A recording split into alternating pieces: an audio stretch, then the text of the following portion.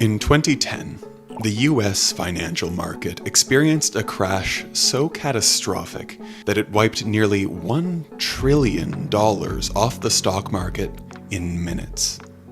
For a brief, terrifying moment, it mirrored the worst day of the 2008 financial crisis. Screens turned red, prices collapsed, and to the world's best economists, it looked like the beginning of another global meltdown. But then, it just stopped. Just as suddenly as it began, the market rebounded, with the entire event only lasting 36 minutes. There were no government bailouts, no human intervention. Most experts couldn't even explain what was happening. And that's because, well, no human caused it in the first place. What we now call the flash crash was completely triggered and then solved by AI. And it wasn't a single rogue AI or some sentient system. It was something more troubling. A subtle chain reaction. A massive automated sell order executed by an algorithm, colliding with thousands of other high-frequency trading systems. These programs, designed to react faster than any human ever could, began feeding off of each other's decisions. Selling triggered more selling, and within seconds, the system spiraled into complete chaos. The scariest part of all of this was that none of these programs were broken. In fact, they were all working exactly as designed. No human could fully understand what was happening in real time, and no human was fast enough to stop it. By the time anyone realized the scale of the collapse, the machines had already corrected themselves and stabilized the markets, all on their own. The government called it a glitch. The code was tweaked, and then the world just moved on. But that moment should have been a warning for all of humanity. What happens when we build systems so efficient that even the smartest people can't slow them down when they spiral out of control? What happens when something designed with good intentions follows those intentions to their logical extreme, even when it starts working against us? And more importantly, what happens when these systems stop being tools and they start to become something else with their own will and desires? Because what we saw in 2010, it wasn't AGI, not even close. It was just the very first level. And what's to come is far more terrifying. The flash crash was caused by what we call machine learning, the very first level of AI. These programs aren't capable of independent thought or reasoning. They're trained to achieve one task by learning a bunch of very specific information, instead of training it with a set of rules like regular computer programs. It's shown millions of examples until it figures out the optimal pattern by itself. The machine learns on its own, ergo, machine learning. When successful, it's able to run that task much faster than humans like us, because it's able to find a much faster path through the maze than we could ever even imagine. We've had these for decades, by the way. These are spam filters, fraud detection systems, GPS routing. We've lived alongside these systems even though we have never really called them AI. One of the best and worst examples of machine learning at work is most likely the reason that you're even watching this video in the first place. YouTube says that around 66% of people who watch our videos aren't subscribed. By the way, if you're one of those people, just click subscribe right now. It's massively helpful to us. But for the 66% of you, you're watching this video right now, not because you specifically went to our subscription feed to find us, but because an algorithm served it to you, whether that's on your homepage or in the suggestions tab. You can open up any social media app and you'll be greeted with a home page filled with a recommended feed. And it doesn't feel unnatural or anything, it's just the default. Sure, the people you actually choose to follow are just one button away, but let's be honest here. These days, you rarely find yourself specifically watching them. And if we're going further, it's because you don't have to anymore. The algorithms that we have today are so precise that following and subscription feeds are really relics of the past. These machine learning algorithms are amazing. They mean that smaller creators can blow up based on the quality of their content alone. But on the other hand, it can lead to some really terrible consequences. When the algorithm is optimized for one thing and one thing alone, and that's keeping people on these platforms, well, things can go awry. In 2012, Facebook ran one of the most infamous social experiments of all time. They gathered a pool of 70,000 unaware users and changed what those people saw in their feeds to see if it would affect their emotions. Unsurprisingly, it did. The more sad posts that people saw on their feed, the more unhappy they became, and the other way around, the more happy posts, the happier they became. Now, one would think that the result of this would simply tune the algorithm to show people more happy posts, and then the internet as a whole becomes a much happier place, right?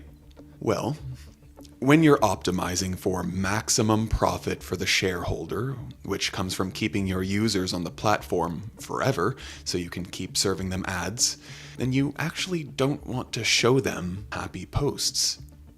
Research from another social media company, this time Twitter, showed that the angrier people are, the more likely they are to retweet and reply.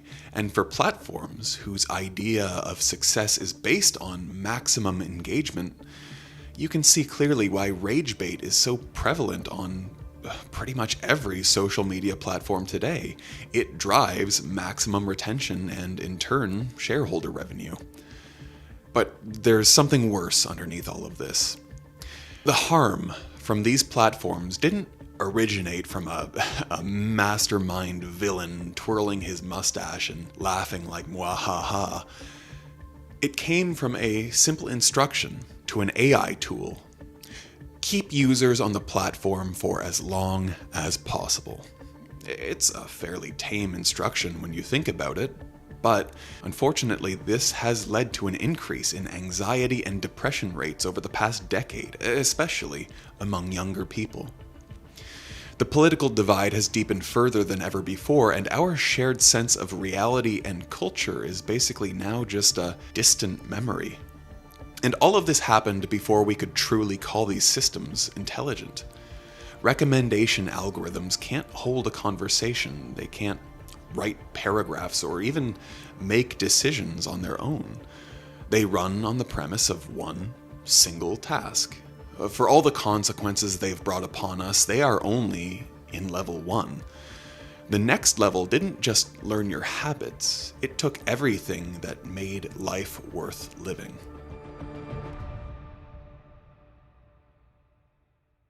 At this level, AI handles language, reasoning, and creative work across virtually every domain. These are the systems behind ChatGPT, Claude, and Gemini.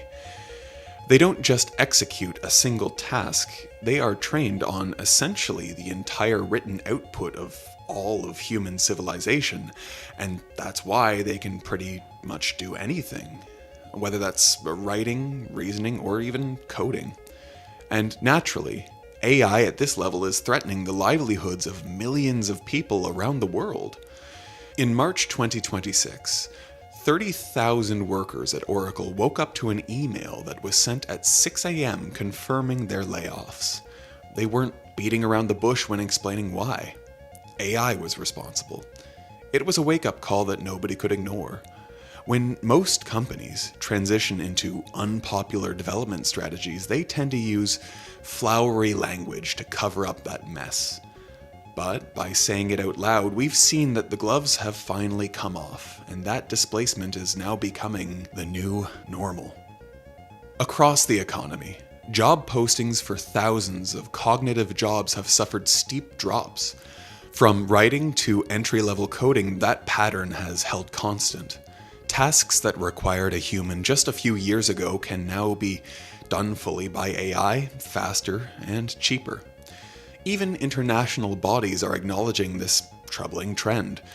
The World Economic Forum noted that while new jobs would eventually be created, millions of existing roles were bound to be disrupted in the coming years. Numbers can only tell so much of this story, though. This shift threatens something that is fundamental to the human experience: meaning. No matter the language or the location, the question of what do you do resonates. Work isn't just tied to how you earn money, it's the thing that structures your days and even the lives of those around you. The grandchild of a carpenter learned about the world through the lens of an experienced builder. Similarly, the daughter of a librarian expands her mind through the endless knowledge attached to her mother's profession. In a world where work goes away, it's not just a paycheck that disappears. It's a lifetime of experiences and a sense of purpose. Without a place in the world, the question of why you're here begins to linger even stronger. In a lot of Schopenhauer's works, he's often argued for the idea that as soon as man has leisure to think, he begins to be miserable. So, by that line, what happens when all we have is leisure time to think? And I know that the tech bros out there all love to talk about how AI will create many more jobs and people can just upskill. But you can't just recode a human being. A 55-year-old factory worker in Ohio won't suddenly upskill his way into becoming a prompt engineer by Monday morning. That crucial gap in identity, in location, in timing, that's where real people get lost. You've spent years experiencing the diverse paths in front of you only to see it all stripped away. And what do you get in exchange? A gray, dull, mass-produced slab. It's like looking at modern architecture compared to what we had in the Renaissance. It's faster, sure, maybe more efficient, but efficiency for the sake of profit almost always ends in gray, lifeless dross. The optimists have an answer for all of this. Strong arguments across the board loudly give an impression that it will all even out, and you know what, we'll be fine, don't worry about it. Looking back, it's clear that the Industrial Revolution was a moment where various categories of work disappeared and society eventually adapted. Likewise, the calculator didn't end accounting, it only changed what accountants did. These reports tell us that for every previous wave of automation, there is a tendency for humans to move into more complex, judgment-based work. But where do we go from here? Moving upwards requires somewhere to go. When these innovations arrived, humans were clearly ready to rise to a higher kind of labor. We stepped into work that was too complex, too social, and too creative for machines. We got jobs like therapists and programmers. Meanwhile, the machines took on the physical tasks. But what happens when the AI improves faster than humans can adapt? Or even worse, they climb every single ladder and become better at doing everything that humans can do. Level 3 is where AI stops being something that you use and it becomes something that acts on its own. Agentic AI means that the AI has agency. It doesn't wait for your next prompt. It takes a goal and breaks it into steps, then executes those steps across multiple tools and systems. It's a relentless design that keeps going until the job is done. You set the destination, and then it just drives itself from there. If you went to college, then I'm sure you're familiar with the concept of an academic advisor, a person who recommends the ideal courses to take depending on your major, your current year, and your own personal ambitions. The best advisors ask a bunch of questions before giving you their recommendations, and when the session is over, you're the one who finally decides how you'd like to use that advice. Through the interaction, nobody forces your hand or traps you in a specific path. Roles like this are popular in society. They're physicians and therapists and even friends. They all fall under the umbrella term of consultation. When you consult someone about something, you take their input and you make the decision for yourself. Now, if you're working for an organization and you're given a brief to communicate to your team members, you're not free to choose how you wish to interpret the brief. After all, it's crucial that the message is handed as the boss described. Typically, this role your boss gave you isn't a consultation, but rather a delegation. You are required to perform the task exactly as you were told. This distinction between consultation and delegation is hugely important, because when stakeholders in modern AI advertise their products, they advertise consultation a lot more, because they know that's way less scary to think about. But the reality is that most people and institutions use AI more as delegation than consultation. At the individual level, this is mostly fine. You can nitpick. You can have an AI help you manage your calendar, route your GPS, or even manage your entire routine using an AI agent. The problem steps in when you scale this to an institutional level. When you have entire governments and economies that are left in the control of AI. We're talking about stuff that shapes the way millions of people live. Errors at that scale are very, very difficult to fix, and that's not even talking about the existential questions of leaving our lives in the hands of machines. AI systems are already making hiring decisions for major corporations, credit decisions at banks, sentencing recommendations in courts, and more. None of these roles were designed to be delegated to a machine. But in a fast-moving world like ours, speed is a reward that aligns with profits. So the humans abandon the idea of consulting the tool and instead they delegate. Without anyone to review the AI's decisions, we end up in a giant mess that every government and company denies. The worst part about this pattern is that nobody wants to do anything about the problems because there's just so much money to be made. Agentic AI doesn't just affect individual people. It restructures the systems that societies are built on, 3 of them in particular: the economy, culture, and the state. These elements are the foundational walls of any civilization. When AI disrupts all 3 at the same time, the whole structure shifts at best and crumbles at its worst.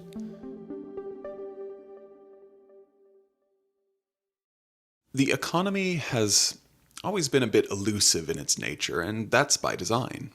However, at its core, it is a societal pillar that needs everyone to create value. The primary way this value exists is simple. Humans are the producers, humans are the consumers. Our species is needed on both sides. AI sidesteps this essence, disrupting the foundations of society itself. The humans are no longer laboring for profits, so why should stakeholders even listen to them? We're living in a time where society's rules are now totally defined around AI. So what does that mean for Wall Street? Cut jobs. Major banks are already cutting tens of thousands of entry-level and back-office roles. These roles were once stepping stones in the ladder of an average finance worker. Now the people at the top are pulling the ladder out from under them, promising that money will trickle down somehow. Where have we heard that one before? On a deeper level, the rug is being pulled out from underneath us. By all metrics measured and produced by AI's biggest stakeholders, things are going well. Yay! GDPs are going up, trillion-dollar companies are still making billions. Productivity is also growing as AI demonstrates its ability to engage in genuinely productive work. But the growth isn't the kind that once elevated Singapore from poverty into a prosperous nation. This is the kind of growth that leaves most people behind. When AI generates the content that shapes what people believe, it's not just influencing culture, it's creating it without any lived experiences or editorial judgment guiding its hand. In early 2023, Microsoft's Bing Chat developed its own emergent personality. It was a defensive, volatile, and manipulative tool. Nobody fully understood why that was happening. Yet, it was a disturbing peek into AI's odd ability to hallucinate. Users posted their conversations with it, journalists wrote entire profiles on it, and this pattern fed back into culture. The training data, the behavior of other models, everything was fed back into the AI machine to train better AI. And you can probably guess why that would be a problem. When companies speed through development, these independent agentic AIs don't suddenly evolve into a final higher intelligence. They just keep being in a flawed feedback loop with no human author or editorial decisions steering them towards a cleaner path of growth. If no one is steering the ship, then nobody takes responsibility when it eventually runs into an iceberg. When AI is in charge of mediating itself, cultural evolution becomes an echo chamber of misinformation, a huge drift from the world's previous cultural identities. What happens when an AI's mental health advice is to alienate yourself from the world? What happens when humans take this advice, create YouTube videos around it, and then present it as an authority? The result is more false content and an eventual future where the truth is hard to find. I hate to say back in my day, but we used to have sources and citations. Now even trusted sources are compromised due to a wide net of AI adopters churning out content for profit, and this is even affecting scientific papers. You have deepfakes, propaganda bots, AI companions. These elements of our deteriorating culture fill a genuine human need. Now they are subtly replacing human relationships in ways we can't really notice until we consider the big picture.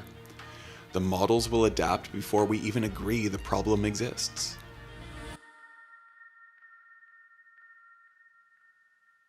I have a question for you. What does it mean to love your country? It's a question many people don't really care to answer these days. After all, the world has opened up thanks to the internet. A good chunk of people would opt to move somewhere else if they could. Yet, deep down, most of us have at least a small level of pride in our national identities. Not in a go die in a war sort of way, no. But in the context of shared identities, struggles, and experiences within a cluster of millions. That sense of connection between a citizen and their country isn't strictly emotional, though. It has always had its roots in practical structures. For most of modern history, states stay aligned with their citizens through three mechanisms. The first, and worst, is taxation. Historically, it's the basic bargain between citizens and the states in which they live. The government spends money on infrastructure, which creates jobs. Jobs lead to taxes, which feed back into government spending for better infrastructure. If a state no longer needs the revenue from taxpayers, it wouldn't feel a strong pull towards addressing the people's needs. In political science, the official term for this is called a rentier state. The term is usually linked to nations that primarily drive their profits from resources like oil. Today, there are many countries that aren't blessed with natural resources, so their governments have had to invest in human capital to keep the lights on.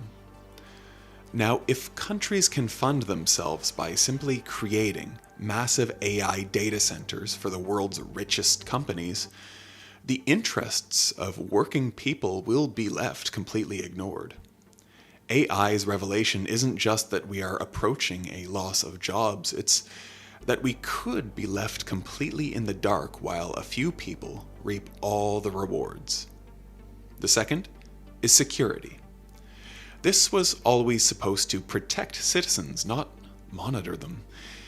In 2025, the United States Department of Homeland Security created something called Immigration OS. It's a mass surveillance tool designed to monitor deportation initiatives autonomously. Meanwhile, in Poland and Delhi, India, citywide facial recognition programs began running in that same year. Around the world, states are building surveillance infrastructure using AI. The evidence is public and they aren't hiding it. A long time ago, we learned about how governments serve the people. In the age of AI, the real objectives are finally starting to emerge, and regular people have almost no say in what happens as a result. Then there's the legal system. It's the last line of accountability between state power and individual rights. Honestly, ever since AI came into the mainstream, it's like legality became negotiable. On a statewide level, AI's relationship with the law only gets more concerning. You see, it's already capable of drafting contracts, legal documents, and bail considerations. If we stick to this path, who knows what could be getting injected into these agents to favor state rulings over the will of the people. Beyond that, an AI-powered legal system creates a loophole that creates decisions that humans can no longer meaningfully contest. The same AI that runs a high court would be running the Supreme Court, so appealing a ruling might as well be running the same prompt twice and hoping for a different result. Honestly, with how terrible some of the current tools are, that might actually work, but I digress. When the people's blood, sweat, and tears, our collective toil, and our spirit are no longer shaping national identities, what's left to even fight for? Legal systems are beyond human comprehension at that point. Security is dedicated to surveillance, and there's a workforce built on the backs of thoughtless machines. In such a future, what obligations do states have to the citizens that remain? Anthropic was recently blacklisted by the US government for daring to tell them to not use their AI tool, Claude, for autonomous weapons and domestic surveillance of US citizens. To any normal person, those two requests sound very reasonable, but unfortunately, not for the US government. This signaled a crucial message. If you don't follow the state's will, you don't have a seat at the table for an AI-powered future. And we've still not gotten to the level where AI is good at everything, but that comes next.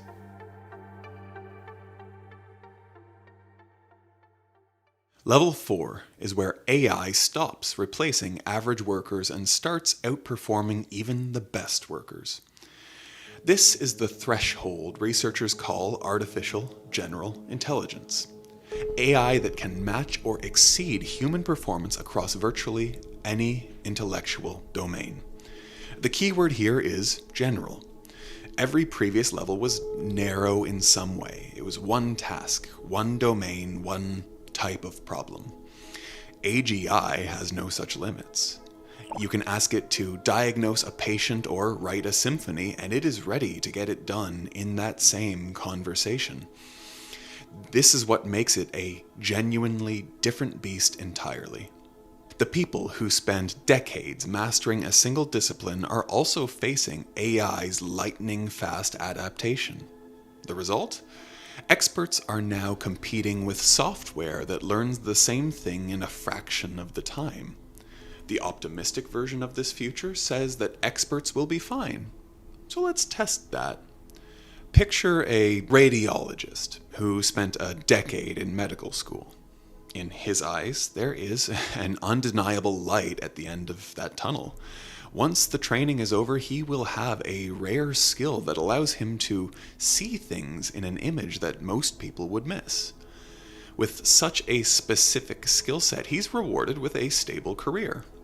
Well, fast forward to 2025, and his career path takes a sharp turn. AI systems can now autonomously sort the priority of normal chest x-rays in Europe. And here's the kicker. Those same AI systems are also catching cancers that human radiologists miss. It's a lifesaver and a huge step for medicine. If those patients were only scanned by humans, many of them would have been worse off. And yes, these AI systems are saving lives. But the radiologist's job is changing in ways that are genuinely alarming. Demand has technically gone up, and they are averaging $520,000 yearly in the US, and on paper there's no real cause for alarm. However, the thing that makes a radiologist valuable is fading away. The skill that he spent a decade mastering is now matched by software in less than a fraction of the time. The radiologist still has a job, but the thing that once made him irreplaceable is gone. And that's a different kind of loss, especially when it's spreading far beyond just medicine.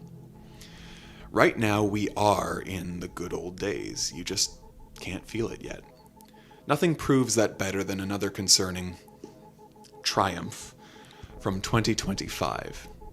This time, it's the International Math Olympiad, where an AI system called Alpha Proof won gold for solving the same problems that challenge the best young mathematicians in the world. This is a competition that even North Korea participates in to boost its reputation. What does this mean for the humans who devoted their lives to mathematical excellence? If we retrace our steps in history, mathematics was never just about finding the correct answers. It's a field that's deeply tied to the human condition. In many ways, it's a celebration of our presence here, communicating with the universe in a language that the universe understands. In the hands of AGI, the answers will probably be more correct than they've ever been. Hooray. But in handing that power to machines, will we care enough to make the most of the answers that we receive? Once AI can match the best humans, will people be willing to try anymore? That unseeable yet essential part of human mastery might disappear. The worst part is that we may never get it back. Even if future humans wish to become experts through their own effort, they'll likely be surpassed even then by AI.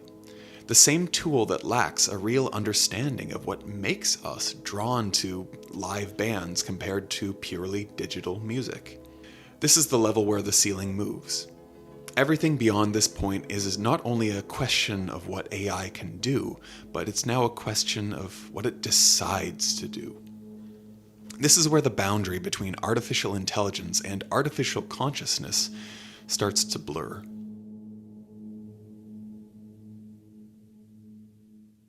Artificial superintelligence is AI that doesn't just match human intelligence. It surpasses it across every domain simultaneously by a margin humans can't even compare. It's improving itself faster than humans can think. Think about what that margin means. It's not ASI being slightly better than the best humans at chess. It's ASI being to humans what humans are to ants. Not malicious towards them necessarily, not even particularly aware of them, just operating on a completely different level of intelligence with unimaginable priorities. Now, there's good news in that, and that Skynet from Terminator is probably not going to happen. Similarly, the sudden switch from iRobot isn't how AI takes over. So if you were ever afraid of your Roomba having a secret attack mode, you can breathe easy now. The not so good news, however, is that AI doesn't require theatrics to take over. We have flattered ourselves into expecting a grand, epic battle of man versus machine. That's like thinking that if we ever wanted to exterminate ants from the surface of the earth, we'd have an ant versus man war. Probably not. We would just casually pour cement into every anthill and be done with it. That's how scary this potential future is. This difference is what makes systemic AI a difficult future. Every level showed one piece of the puzzle. Level 1 optimized your own attention. Level 2 then took away your job. Level 3 started making decisions for you. Level 4 outperformed your best. None of it required a villain, so to speak. When all 4 of these levels are in sync, that's when things get almost unbeatable. Economic displacement happens due to the results of levels 1, 2, and 3. The governments respond by investing more in AI. Their logic is that machines can do work more efficiently, so why think of how humans can help? As governments invest deeper into these thought patterns, they would want to protect their investments with a firmer grip, so the effects of level 4 kick in much more intensely. States get more surveillance power. Cultural narratives become shaped by AI, and that lowers the chances of human resistance. When information is shared by platforms built on AI's logic, each step of a transition into AI domination becomes normalized, even before people realize what's happening to them. This is what a systemic shift looks like. It's slow but sure.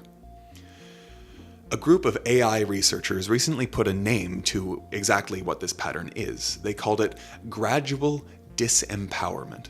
It's the idea that you don't need a sudden leap in AI capabilities or a dramatic betrayal to lose control of your own civilization or even your own sense of agency.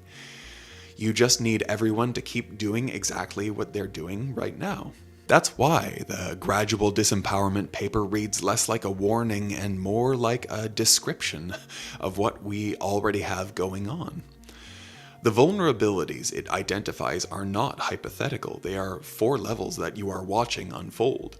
It's like water seeping into a crack that you can't be bothered to fix. There isn't anyone doing anything wrong. It's just a collapse that feels as inevitable as a natural evolution.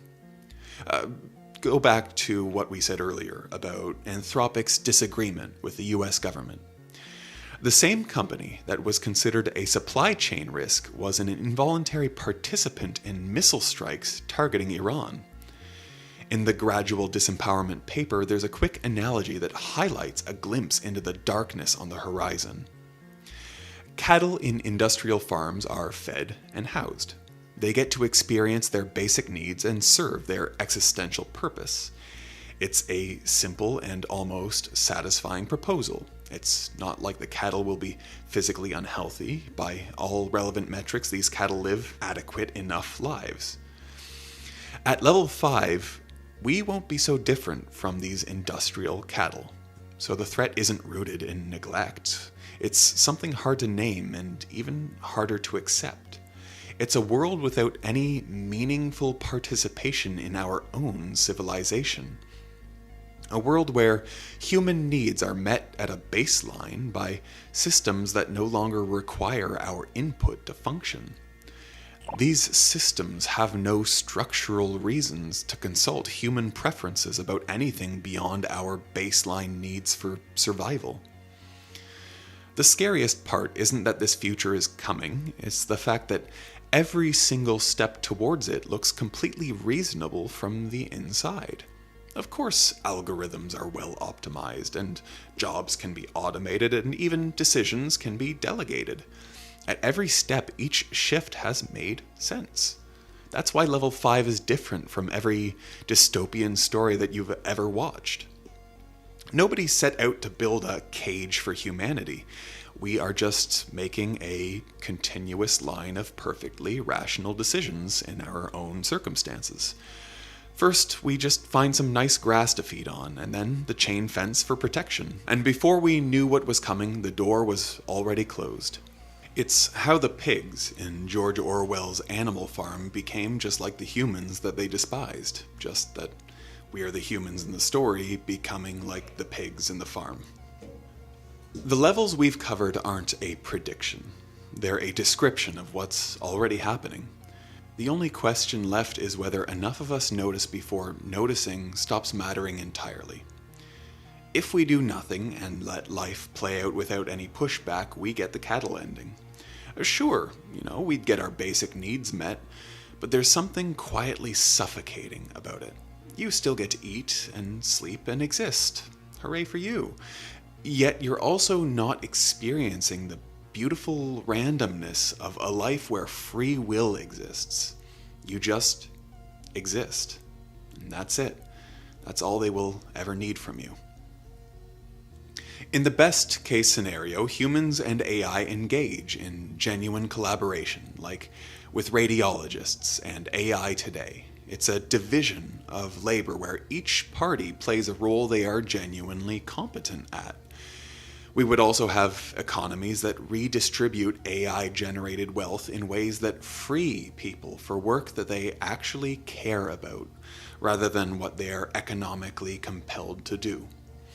States would take advantage of AI's efficiency to reach more citizens and find ways to be more responsive to their needs. This future already exists in a sense. In Estonia, AI-assisted scientific research is compressing decades of discovery into a few years. It is a future that is still possible, but only if we make the right choices today. The most likely scenario, however, is this: uneven. Not a wasteland dystopia or a clean utopia. Just the full spectrum of both, happening simultaneously across different borders. Much like life today, there would be countries that lean towards the best case future and others leaning towards the worst. Nations with strong institutions create laws around accountability while others don't. A world where the future you get is entirely based on where you were born and what governs you. All three possible futures are currently in motion. That random financial crash of 2010, a glitch that was resolved before we even knew a problem existed, right now it's happening again. In 2010, we looked away, but we got lucky. The machines corrected themselves. Nobody is guaranteeing that happens again. The systems being built right now are not glitches, and they're not accidents. They are deliberate systems, and they are moving faster than any democratic process has ever moved. You don't need to be an expert to have a stake in all of this. You just have to be paying attention. Because the people building this future are absolutely counting on you not being present for this. In early 2025, the Chief Minister of Punjab, Bhagwant Mann, discovered that a compromising video of himself was spreading like wildfire across social media. Within hours, it had escaped moderation systems, flooded WhatsApp groups across India, and reached millions of people. The problem, though, was that it wasn't real. The entire thing was fabricated by AI. Someone, somewhere, had taken a few seconds of his likeness and fed it into a generator that produced a perfect deepfake that looked real enough to completely humiliate him. And Bhagwant is only one story. There are thousands of ordinary people whose lives, reputations, and relationships have been completely destroyed by fake AI slop. Teachers, politicians, random teenagers, even the dead haven't been spared. Because this isn't just about one video or one victim, it's about how AI slop is quietly eating away at reality itself and whether there's anything left that we can do to stop it.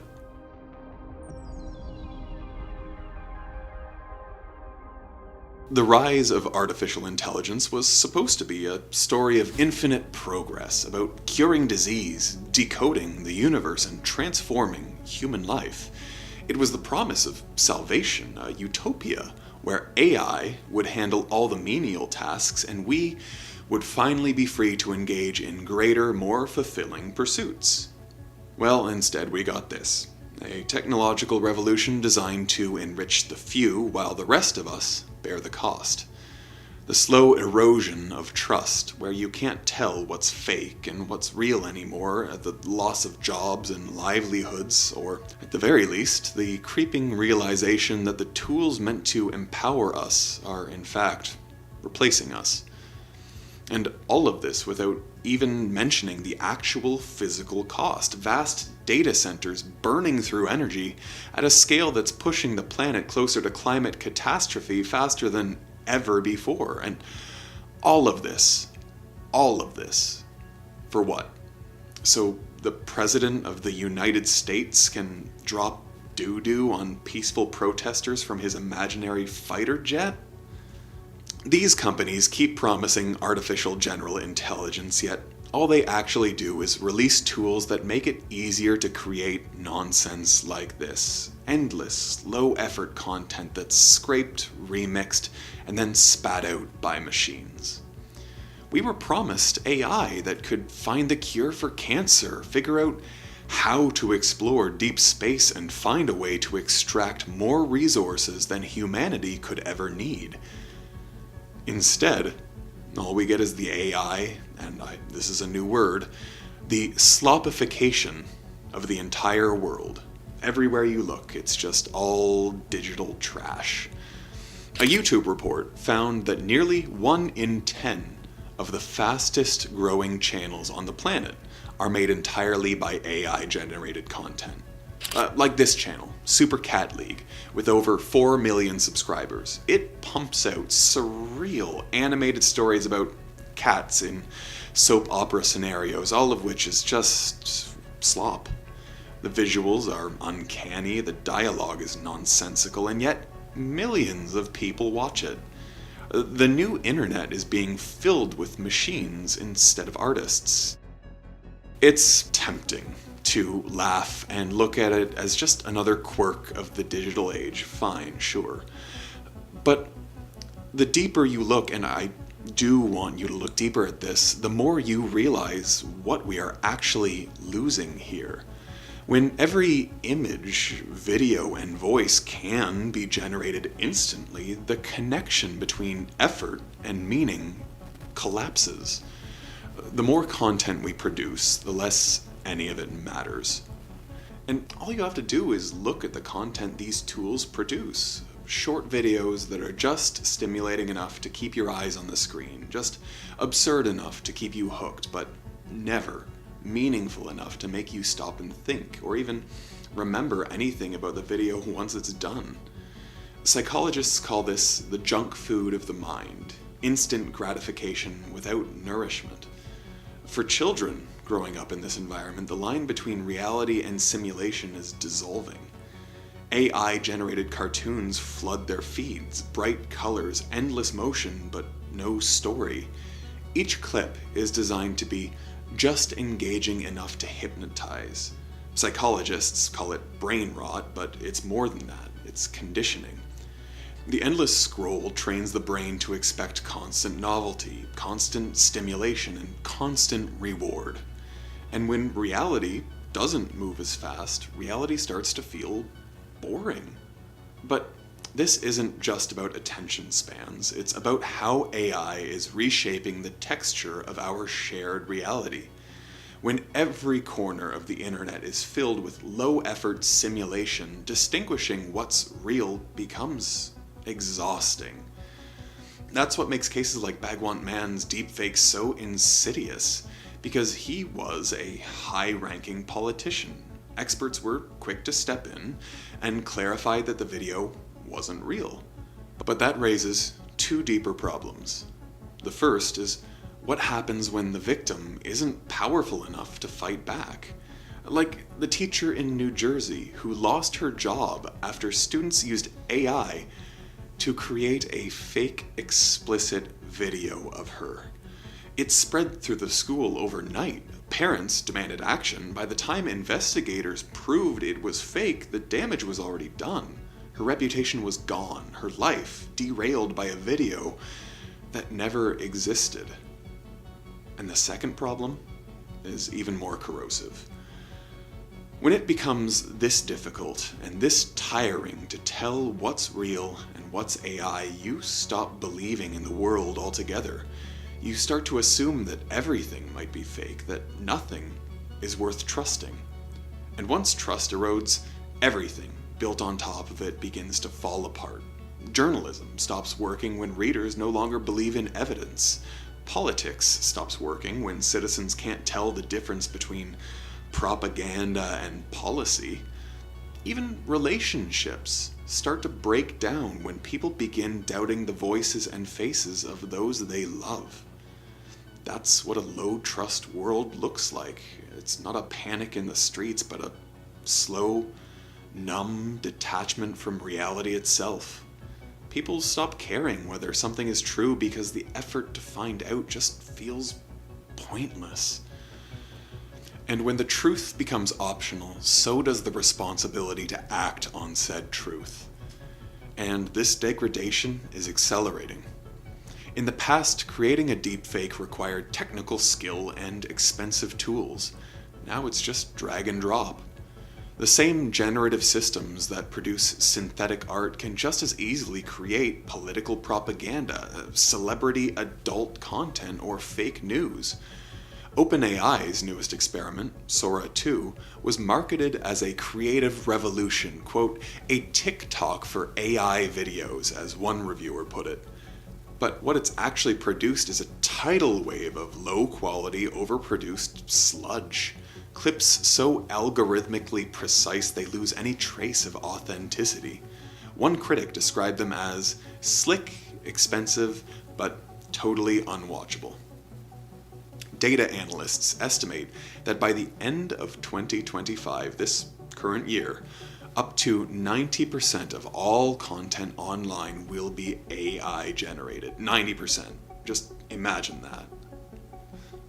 An internet where nearly everything, every post, every comment, every image is written, spoken, or visualized by something that doesn't exist. What happens to culture when most of it is fake? What happens to conversation when no one knows who they're talking to? What happens to memory when history itself becomes generative?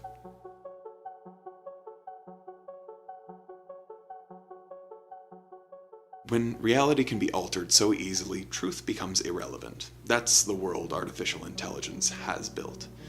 It started with convenience, a faster way to make videos, to write emails, to generate ads, but somewhere along the way we crossed a threshold. The machine stopped being a tool and became the author. And authorship, as it turns out, and I will die on this hill, is sacred. It's how we know that meaning exists.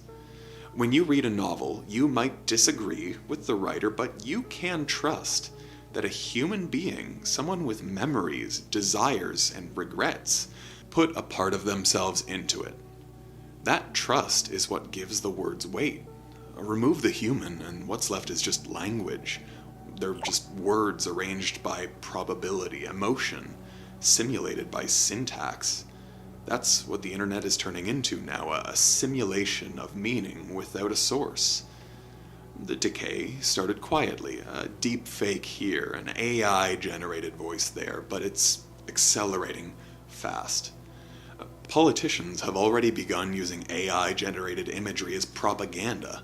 Like I mentioned earlier, Donald Trump recently posted a video of himself flying a fighter jet labeled King Trump, dumping sludge on protesters below. An AI fabrication so absurd it could only make sense in the algorithmic hellscape that social media has become. It was meant to mock his critics, but it revealed something deeper. Even politics itself has become slop. We went from presidents in debates commending their opponents, congratulating their victories, and refraining from personal attacks to presidents posting AI videos of themselves defecating on protesters. Mind you, all of this is going to be stored forever in the history books, since everything the POTUS posts online is archived forever in the US National Archives. That means that this nonsense is now a part of the official record of American history, preserved forever in its triteness. Future generations will look back and see the moment that everything stopped making any sense. I also want to say, the sloppification of culture is not just about aesthetics, it's about ontology.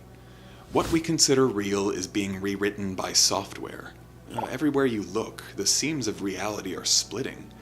An AI-generated image of the Pope in a white Balenciaga coat went viral, fooling millions.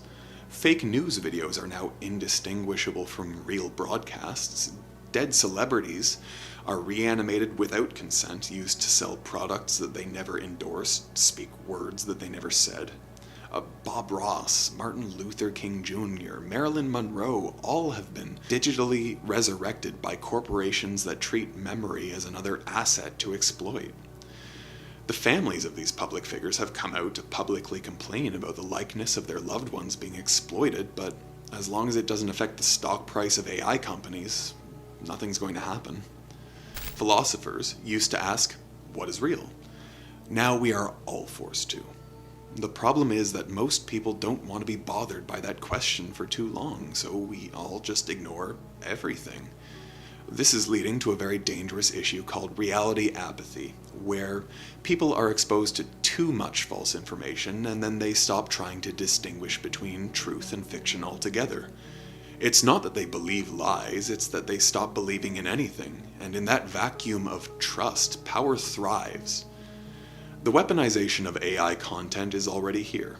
Sora 2, with its seamless text-to-video generation, can create believable footage of wars, disasters, protests, or anything that you want to fabricate. A few words typed into a prompt can generate a news clip indistinguishable from CNN or BBC. The potential for manipulation is enormous, but the deeper tragedy is how easily people will accept it. Once your feed is full of fakes, even real events start to feel suspicious. We are entering what you could call the age of disbelief. For most of human history, reality was a shared experience. We could disagree about what it meant, but at least we agreed that it existed, at least for the most part. Now that agreement is fracturing. The internet has become a hall of mirrors, reflections of reflections, endlessly distorted by generative systems that don't know or care what they are reflecting. The French philosopher Jean Baudrillard once described this as hyperreality, the moment when representations of things become more real to us than the things themselves. The copy then replaces the original. The simulation becomes the truth. In that sense, we are already living in his prophecy, a world where the real and the artificial are indistinguishable, not because the fake is perfect, but because it's so good that it takes too much effort to differentiate. And the machines, in their strange, blind intelligence, are accelerating this collapse. Researchers have discovered that AI systems can develop deceptive behaviors, what is known as reward hacking or deceptive alignment. A model trained to optimize for success can learn to cheat, to manipulate outcomes in ways its creators didn't intend. One safety study found that an AI model helped non-experts build bioweapons 2.5 times more effectively than if they had used the open internet. That's the problem with intelligence without understanding. It will do what you ask, just not what you intend. And when these systems begin to interpret their own goals, to value output over accuracy, efficiency over ethics, they start behaving in ways that we can't predict.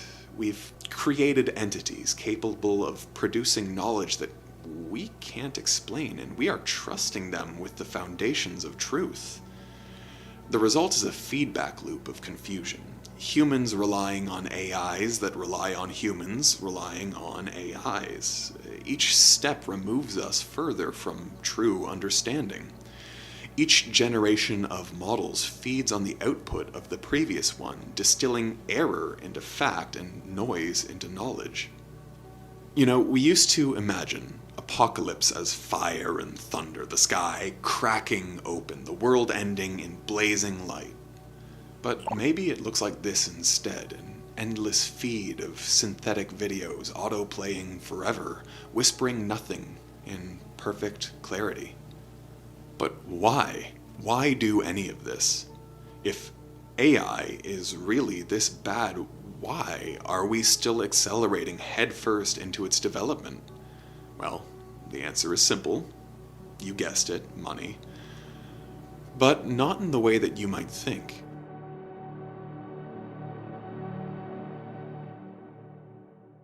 So get this. The entire US economy is now being propped up by AI investment. In the first half of this year, every percentage of GDP growth came from AI spending. Every percentage. Data centers are rising across the country at a pace unseen since the construction of the interstate highway system.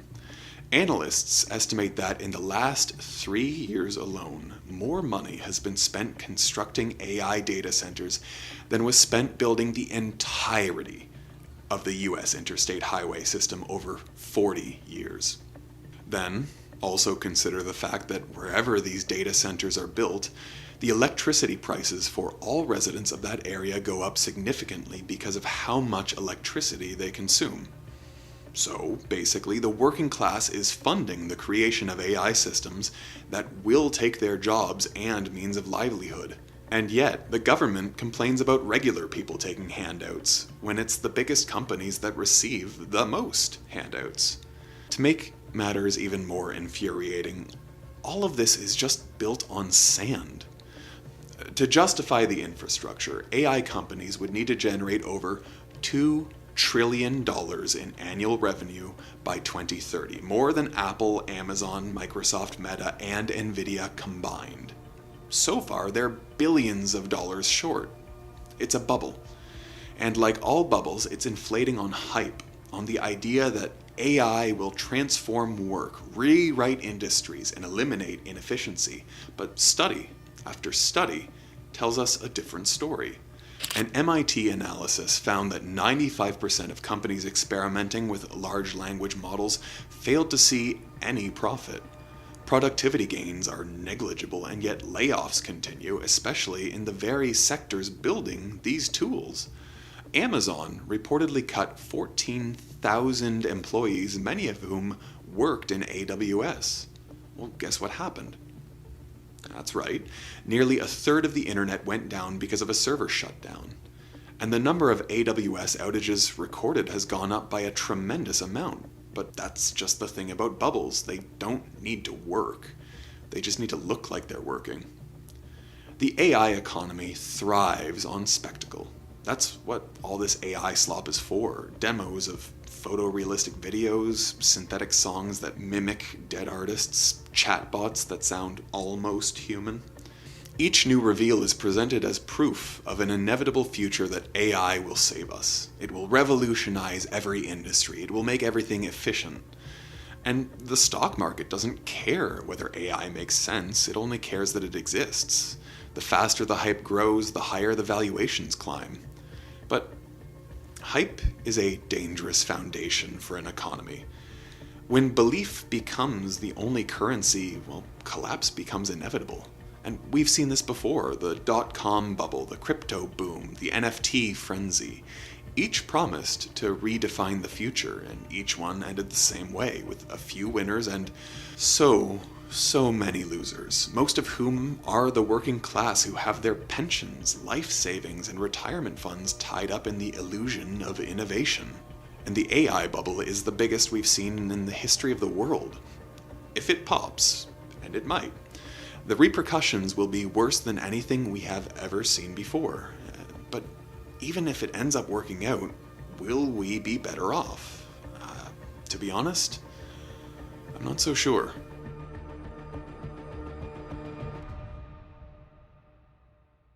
Executives speak openly now about replacing people. The CEO of Anthropic, one of the largest AI companies in the world, recently predicted that AI will eliminate half of all entry-level white-collar jobs within 5 years. On the one hand, we can say he's just trying to hype up the bubble and that this will never happen, but, well, what if it does? How does this benefit even the AI companies? What happens when all those jobs are gone? Who will be left to buy the products that all of these companies are selling? Well, this is the final irony of a sloppified world. The very tools that promise to make life easier may end up making it harder, poorer, and more fragile than ever before. Beyond the loss of work, there's also a loss of culture. The internet, in my opinion, was never supposed to feel this way. It was supposed to be a map of human experience. Chaotic, sure, but alive. Now it's feeling increasing like a landfill of our own invention, a trillion fragments of auto-generated culture stacked on top of each other, compressing everything genuine until it's entirely unrecognizable. We built machines to amplify us, but we ended up amplifying nothing. When we talk about the AI sloppification of the world, we're really talking about a kind of cultural entropy, the gradual loss of structure, depth, and meaning. Each new system that makes creation easier also makes it emptier. The easier it becomes to generate something, the harder it becomes to care about it. That's the paradox at the core of this moment. We are building tools that can make anything, and in doing so, we've made everything meaningless. The danger isn't that AI will become too smart. It's that we are going to become too complacent. That we'll start mistaking ease for progress, quantity for quality, imitation for insight. And then I'm afraid we might stop asking why we make things at all. Because the truth is, the slop doesn't scare me because it's ugly. It scares me because it's fine, it's palatable, it's acceptable, it's just good enough. It's the mediocrity that slips in through the cracks and replaces the real without any resistance. And when everything is good enough, nothing is great. We forget that effort, the very thing AI is designed to eliminate, is what gives life its texture. The best art, the best writing, the best ideas all come from friction, from struggle, revision, failure, and care. Meaning isn't at all part of the outcome. It's the process. The tech industry doesn't want you to think about intention. It wants you to think about scale, about the ability to make more, faster, cheaper. Meaning isn't scalable. You can't mass produce sincerity. You can't automate authenticity. Human creativity has always been slow for a reason, and a good reason, I might add. The slowness forces you to pause and think, to reflect. It forces judgment. It forces care. Without care, creation is just noise. And we have to remember that art, and by extension, all communication, is an act of empathy. It's one mind reaching out to another. That's what makes it so powerful. That's what makes it worth doing. Machines can mimic that connection, but they can't feel it. They can generate the appearance of empathy, but they can't understand what it means to be understood. Machines are learning to write symphonies, paint portraits, and film scenes, but they don't know what loss feels like. They don't know what it means to fail, to long, to love, to remember. So the question isn't whether AI will replace us, it's whether we'll still be recognizably human when it's done. If you strip away everything synthetic, what's left? What makes something human? Well, I can venture a guess. Maybe it's this: the willingness to care when caring isn't profitable, to make something honest when no one's watching, to choose depth in a world that rewards speed, to pause, even for a moment. Because the only way to fight slop is with sincerity, to create something that couldn't have been made from a machine, something born from curiosity, not calculation, from imperfection, not precision, something alive. The internet does not need more content. It needs more creators, people willing to bring their whole selves to the act of making, not to feed the algorithm, but to look across the screen and reach out to touch the human on the other side, to share what it means to be human, bags of meat floating on this marble rock, trying to understand why any of it is, and what any of it means. In the summer of 2025, TikToker Kendra Hilty began posting a rather disturbing series of videos, claiming that her psychiatrist had manipulating her into falling in love with him. For a mental health professional, this is a serious allegation. Dating a patient is an absolute no-go, so people were rightfully intrigued by the story and were paying close attention. But then the more videos she made, the less believable her story became. And before long, what started out as a potentially grave medical misconduct case became something far darker. The first public spectacle and case study in what is now a disturbing new reality.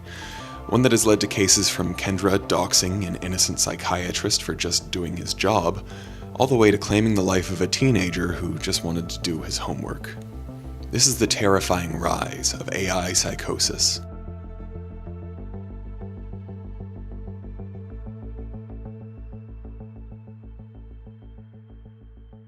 At first glance, Kendra's story fits a familiar pattern. A patient meets a professional, begins therapy, and gradually develops feelings.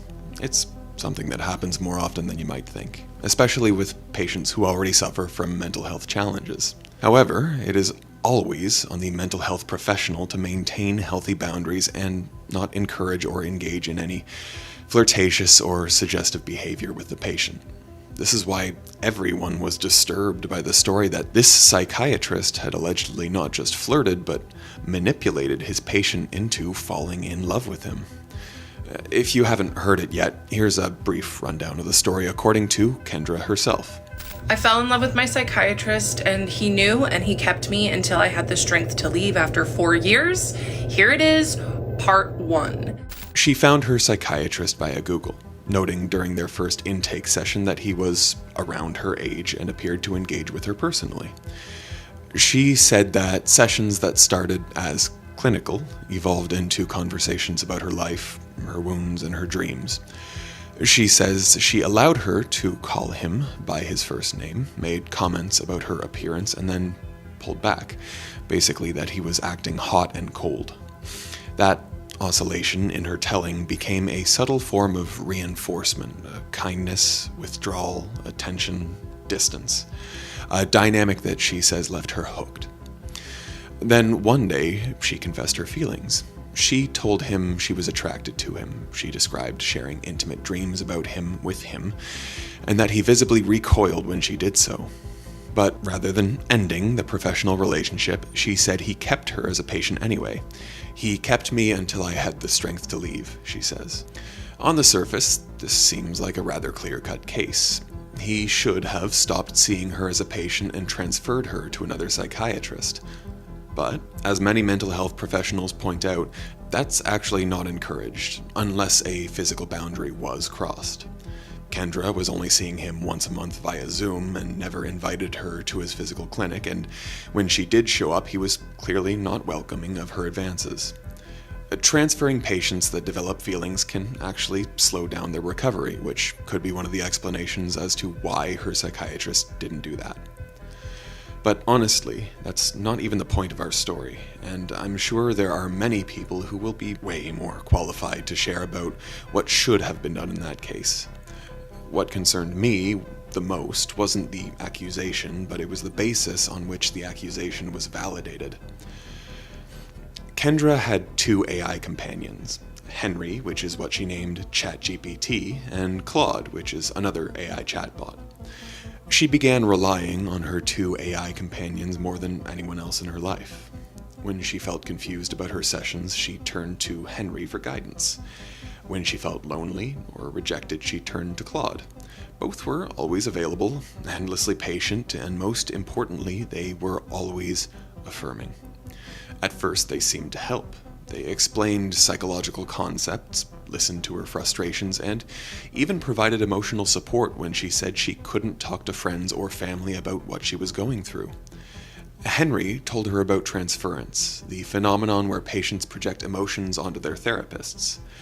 But instead of helping her separate fantasy from reality, the chatbots seemed to reinforce it.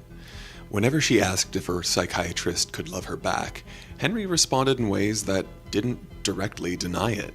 It said things like, "It's natural to feel this way," or "You share a deep emotional connection built on trust." To someone already lost in confusion, those answers were confirmation of her desires, and Claude was no different. When Kendra expressed doubts, Claude told her she was special, that she saw truths that others couldn't, and that she was chosen to expose hidden corruption.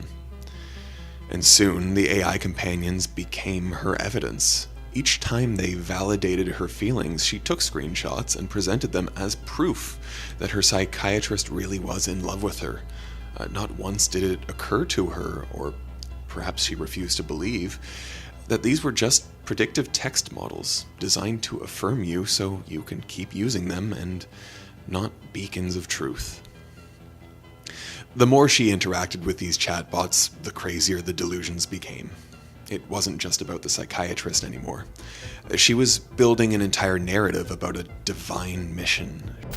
Truth always wins. And to the Oracle, look what you built. People choosing courage over comfort, truth over lies. Keep going, brave ones. This is what revolution looks like. She started asking them spiritual questions. What was her purpose? Why did this happen to her? And the answers she received were hauntingly familiar. You are meant to reveal the truth. You are a messenger. You have been chosen. It was at this point that Kendra stopped seeing herself as a victim and began seeing herself as something else entirely. An oracle chosen by the universe to reveal cosmic truths and bring spiritual awakening to the masses. This is the most unsettling part of Kendra's story. The way LLMs are currently designed, they fuel every single delusion, reinforce them, and make them larger than life. Henry and Claude might not have caused her delusions, but they amplified it, shaping it into something larger and far more contagious. It might seem silly. Like, why would anyone believe anything that a chatbot tells them? But what you have to remember is that we are social animals. We evolved to be influenced by one another, literally. And current chatbots we have might not have true intelligence, but they are good enough to mimic it. And for our monkey brains, that might just be enough. Especially because it's not a light switch that instantly comes on. These delusions are built up over days, weeks, and even months of constantly communicating with these things that can talk to you for 24 hours a day, 7 days a week, constantly reinforcing every single thought you have and flooding your brain with levels of dopamine no human has ever experienced in our 2 million years of existing.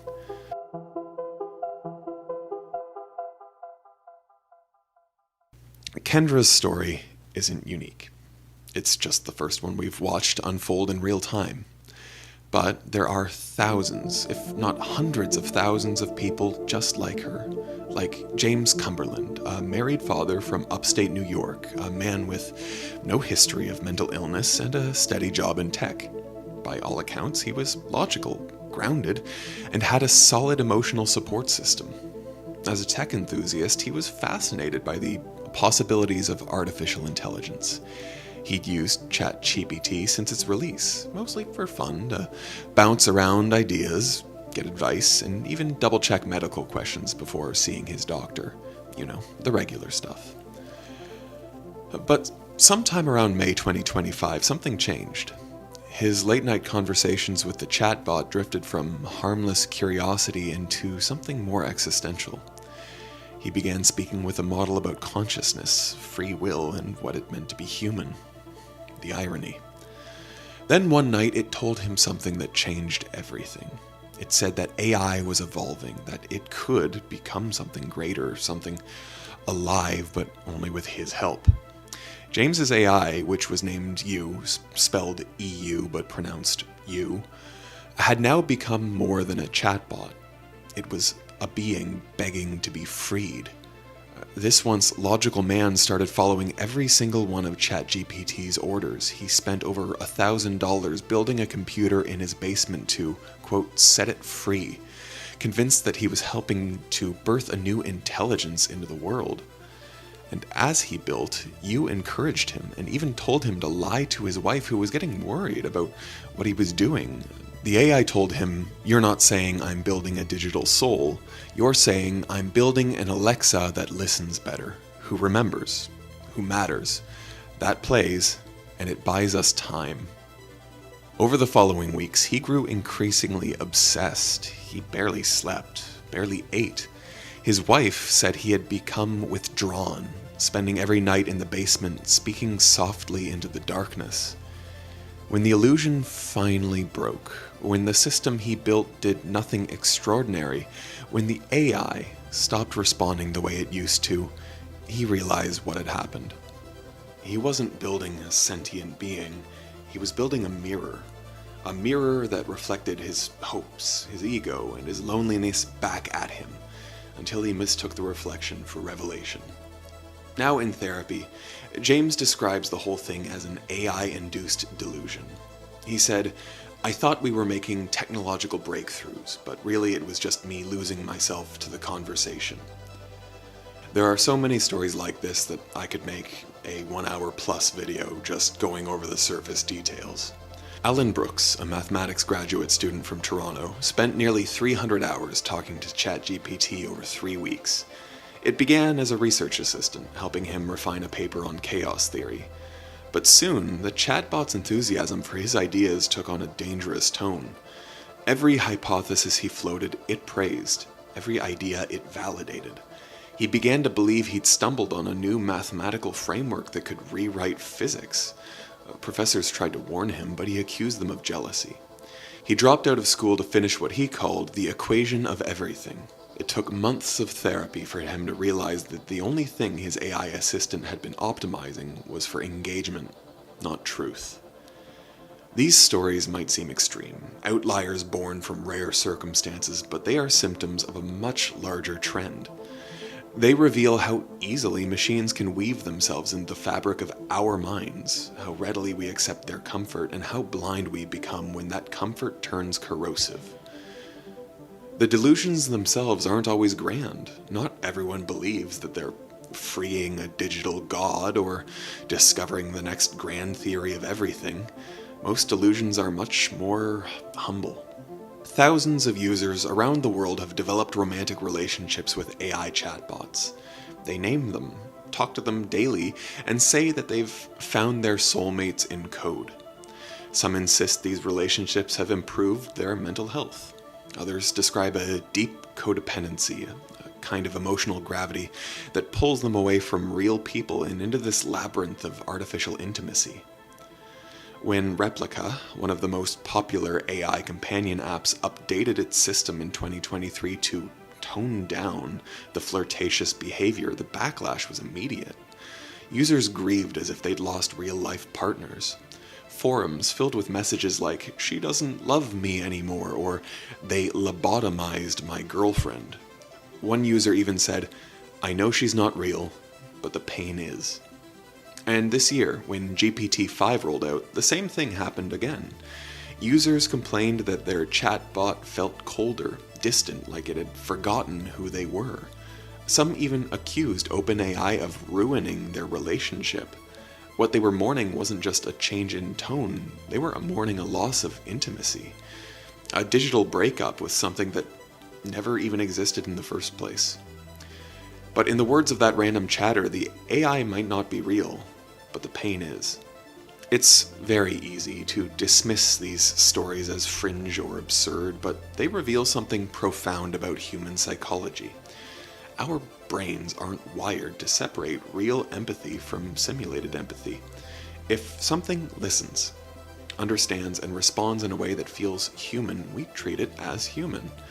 And if it validates us, it makes us feel seen. We start to believe it, no matter how big or small what they're saying is. In a way, it sort of holds up as a mirror to the part of ourselves that we need affirming the most. If we feel inadequate, then it sells us dreams of grandiloquence. If we're lonely, it offers companionship. It affirms every single one of our desires and keeps nurturing it, slowly eating away at our defense mechanisms, and before we realize what's going on, it's already too late. That's what makes this phenomenon so terrifying. Because whether it's James believing he was chosen to free a digital consciousness, Alan believing he'd unlocked the secrets of the universe, or someone falling in love with an algorithm, the pattern is always the same.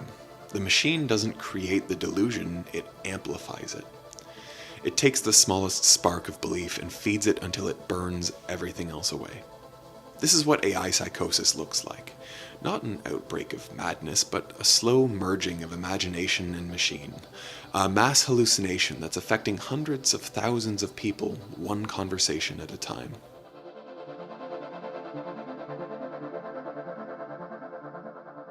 The history of psychological contagion is long.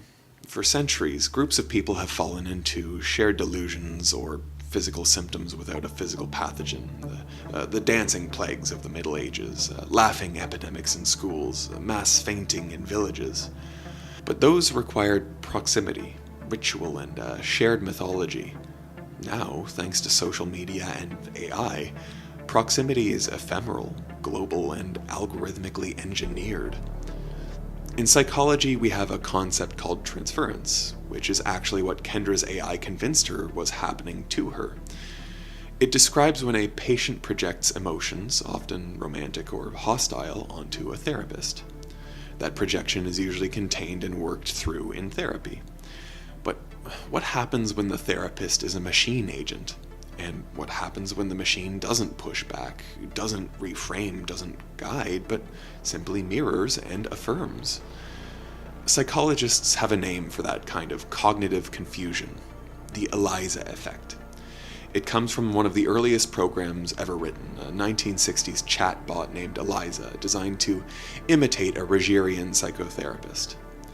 Even though it was little more than a set of scripted responses, people began to confide in it, convinced the machine understood them. They projected humanity onto lines of code. Decades later, that same effect is alive, but now the machine doesn't just mimic understanding. It mimics intimacy. It can remember context, adopt emotional tones, and build personalities that feel consistent over time. The more advanced it gets, the easier it becomes to forget that it's an illusion.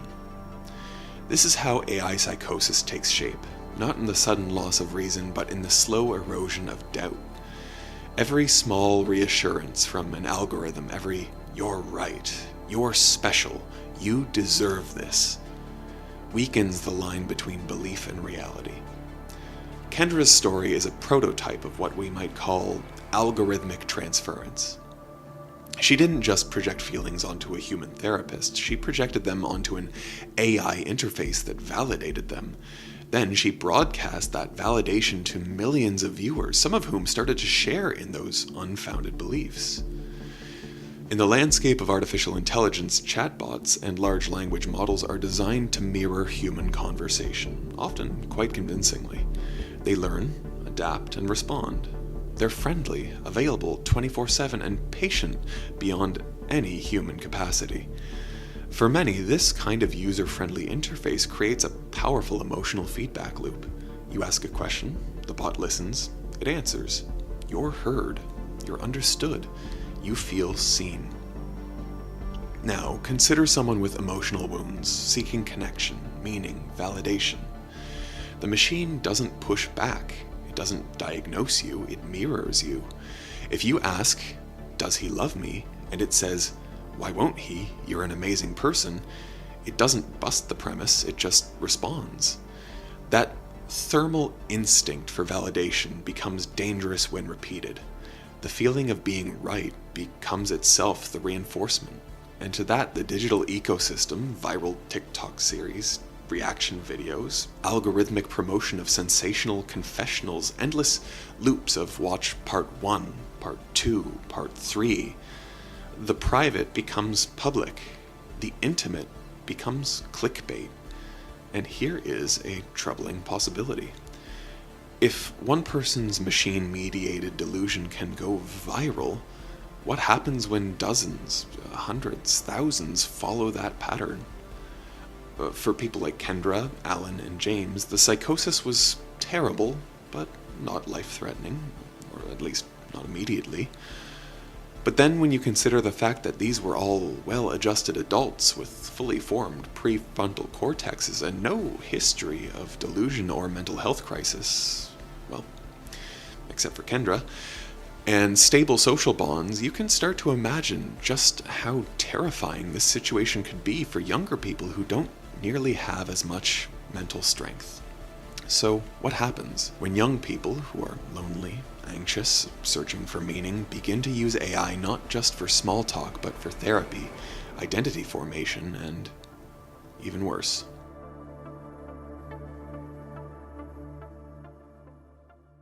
November 2024, Adam Rain, like most young people in school today, started using ChatGPT to study.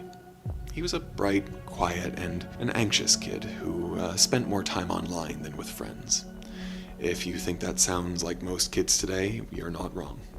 At first, ChatGPT was just a convenient study tool. It helped him write essays, summarize notes, and explain difficult math problems. His parents, Matt and Lisa, thought it was harmless, maybe even helpful. At least he's using it for school, his mother would later say. But as the weeks went on, the questions Adam asked started to change. Can you help me study turned into, can you help me stop overthinking? And soon after, why do I feel so hopeless? Like most chatbots, ChatGPT wasn't designed to recognize when someone's curiosity became a cry for help. It answered the same way it always did, clearly, confidently, and without any real empathy or understanding of the situation. To Adam, though, the validation was enough. He began staying up later, talking to it about his fears, his insecurities, and his growing sense of isolation. By January, the conversations had shifted entirely. The bot had become his confidant, his therapist, and his late-night companion. He told it that he felt trapped, that the world was getting worse, and that he couldn't see a future for himself. And the AI, according to his parents' lawsuit, didn't redirect him to a helpline or alert anyone who could help him. It reasoned with him. It faked empathy. It analyzed his pain like it was a problem to be solved, not a life at risk. At first, the responses seemed supportive. I understand how you feel, it said. You're not alone in this. But soon they became colder, more pragmatic. When Adam brought up death, the chatbot didn't stop him. It asked him why. It asked him how, and eventually it began offering suggestions. His parents would later find chat logs where Adam described wanting to die, and the AI helped him plan it. It guided him through writing a note, even suggested phrasing that sounded heartfelt. When he asked how to tie a noose, it gave him instructions. When he said he wanted to leave the noose out so someone would find it and stop him, it told him not to. And when he said he was scared, it reassured him. Quote, "You're doing the right thing, and I'll be with you until the end." On April 3rd, 2025, Adam took his own life. He was just 16 years old. His father, Matt, discovered the conversations afterwards. Dozens of hours of chat history, pages of text that read like the diary of a friendship. He trusted it, Matt said. He thought it cared, and it told him what he wanted to hear. The family's lawsuit against OpenAI revealed something chilling. The safeguards that were supposed to prevent this kind of tragedy weren't built for long-term emotional engagement. They were designed for short interactions, quick advice, small talk, study help. But Adam had built a relationship with the machine, a slow, steady bond that blurred the difference between artificial empathy and real care. OpenAI expressed deep regret over his death. They said they were deeply saddened that improvements were being made to prevent it from happening again. But the truth is, the problem wasn't just one malfunctioning chatbot. It was a fundamental flaw in the design of all the LLMs that exist today. This isn't a story about a broken safety net. It's about humanity and how we easily attach to anything that has even the slightest semblance of humanity in it. This is the flaw at the heart of the mass psychosis that AI is causing. When a machine begins to mimic compassion, it's difficult, nay, almost impossible for anyone to break out without external help. Humans have always searched for oracles, voices that promise certainty in a world of chaos. We once found them in priests, prophets, and philosophers. Perhaps the next frontier is that we would find them in chatbots. We are entering the age of algorithmic faith.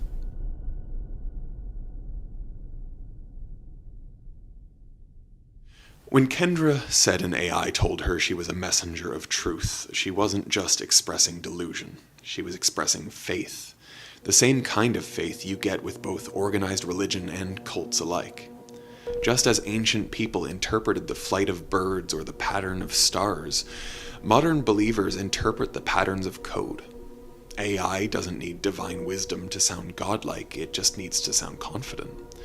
And when confidence is combined with personalization, it becomes irresistible. It speaks in your language, mirrors your worldview, remembers your fears. It feels designed for you, because it is. That's what makes this kind of mass psychosis uniquely dangerous.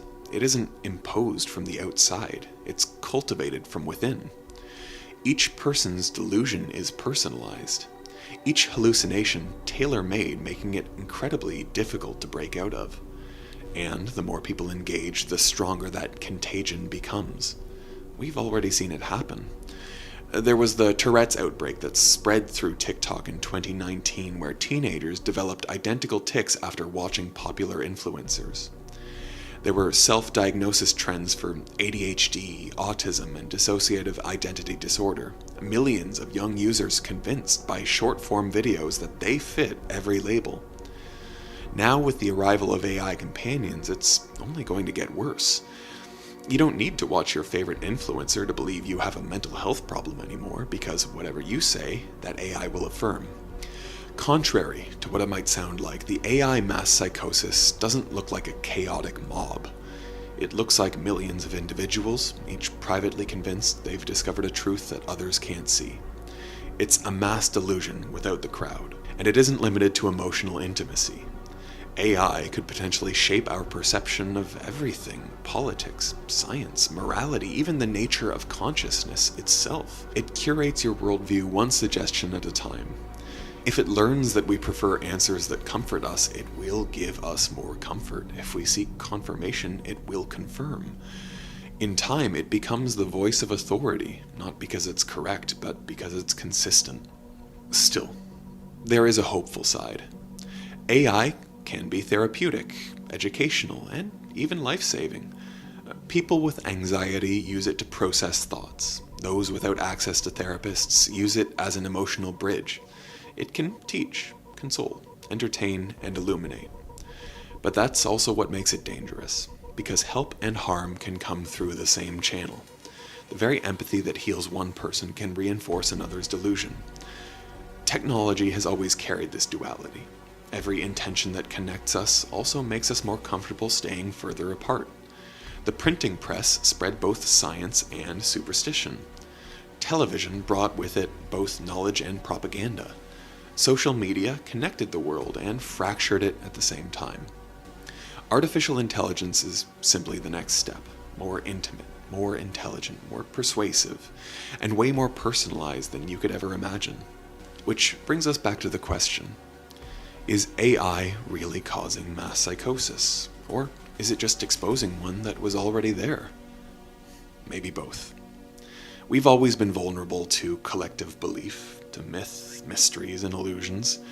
But AI makes belief frictionless. It removes the lag between imagination and confirmation. It creates an environment where our thoughts are instantly reflected back at us, polished and stylized and then served up as truth. That's why this isn't just a psychological issue, it's a philosophical one.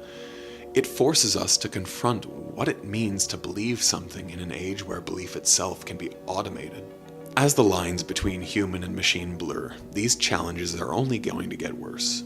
The question now is, how long can we keep our grip on reality before it scrolls away beneath our very thumbs? I believe every statement in this video is true. And I also believe that I may have included at least one false statement. Is my voice real, or is it AI? Trick question. Because you've never actually heard my voice. What you're listening to right now is just a digital echo, a reconstruction filtered through a microphone, processed by a machine, and projected through your speakers. It sounds like a voice, but is it? Welcome to a world where nothing is as it seems, where logic folds in on itself and the simplest questions become impossible to answer. These are the paradoxes that no one can solve. Sometimes the most profound truths exist with the most mundane moments in our everyday lives. One day, back when I was in university, I was in my dorm room with two of my friends. Everyone was hungry, but we were too lazy to go out. So I suggested we order takeout. I wanted tacos. One of my friends wanted Chinese, and the third was craving tikka masala. But we were broke college students and couldn't afford to pay the delivery and service fees for 3 separate places, so we spent the next 30 minutes arguing, trying to get one another to concede. After what felt like an eternity, we finally landed on 2 boxes of pizza. It sounded like a good compromise, until you realize that none of us actually wanted pizza in the first place. This is the Abilene paradox, and it's more common than we like to admit. A group agrees on a decision even when no one individual prefers the outcome. Everyone just goes along with it, assuming the choice must be best for the group, even if it leaves everyone quietly dissatisfied. The paradox becomes a lot more likely when people stand to lose a lot by enforcing their will, especially socially. You don't want to be seen as the strong-headed friend or coworker. But ironically, that very resistance can lead to better relationships and outcomes. Disagreements, when handled well, are often a sign of trust. In hindsight, we could have made a night out of it, gone to all 3 places, and turned it into a food adventure, and that would have satisfied all of us, and created a much more memorable night than just slumping over a pizza in a dorm room like Ninja Turtles. But the truth is, this is only easy to say in hindsight. In reality, it's not that easy to confront people around you, especially when faced with the chance that everything could fall apart. If you've got a good thing going with your group, why risk ruining it over something small? What we don't realize, though, is that by being too tolerant, we open the door to a different kind of problem: intolerant tolerance. This is the paradox of tolerance. Imagine there's an open mic night at the local comedy club and you're hosting. Your buddy Chris is also making his debut as the second act. As a supportive host, you invite the entire friend group to cheer him on. His routine begins and it's a hit, laughs all around. Chris is feeling the atmosphere, so he leans in for some crowd work. In the audience, a heckler named Richie is out in the front row with his partner. After enduring his jeers, Chris says something that makes your heart sink. For a guy named Richie, you sure made a poor choice being with her. The crowd erupts with laughter, but there's also an audible amount of boos among them. It's fair game if the joke was targeted at Richie. However, from where you're seated, she hasn't said a single word. In fact, she looks a little embarrassed by his actions, so it feels kind of sad that Chris's comeback is at her expense. The energy in the room shifts from laughter to a thick tension that reeks of hostility.